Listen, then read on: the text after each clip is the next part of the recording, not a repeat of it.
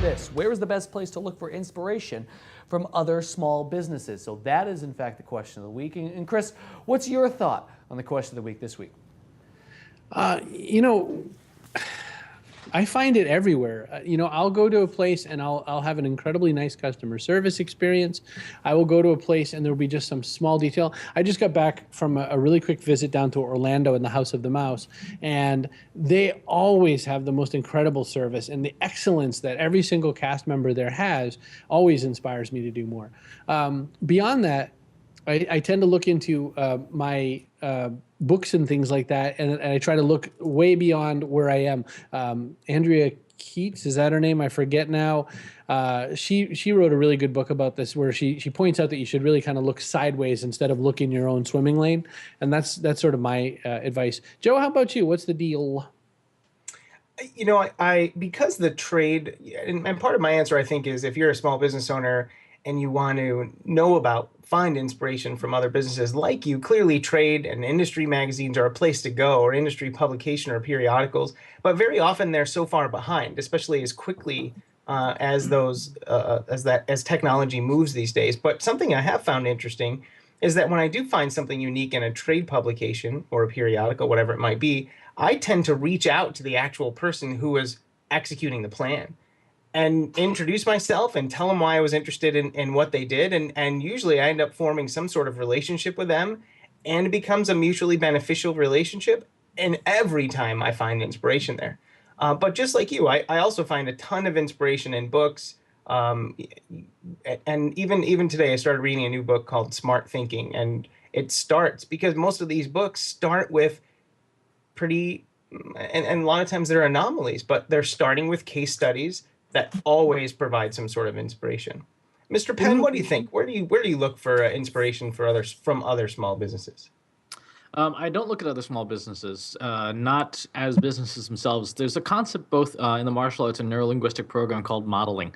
This is something that my teachers talk about constantly, where if you look at there's these exercises called kata, which involve a preset routine. You do some stuff, and the other person does some stuff, and you have a preordained outcome. You will succeed, or at least learn some kind of lesson.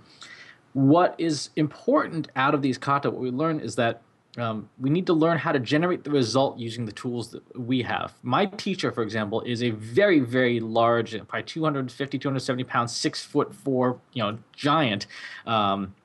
And so I'm never going to be that, ever. I'm 5'3". I will be, that or declining through the rest of my life.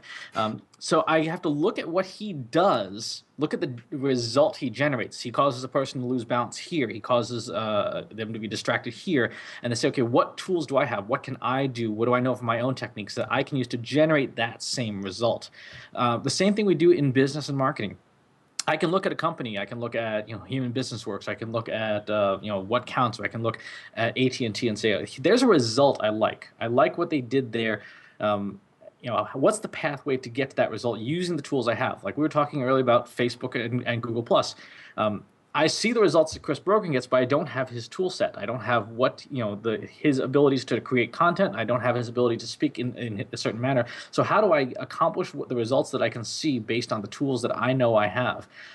This even applies to stuff as nerdy and geeky as it is things I get out of World of Warcraft. If you think about it, if you have a Death Knight, Blood Spec Death Knight, you're tanking. You have the same buttons that millions of other players have. It's this keyboard. There's not like a giant panel that the best Death Knights in the world have.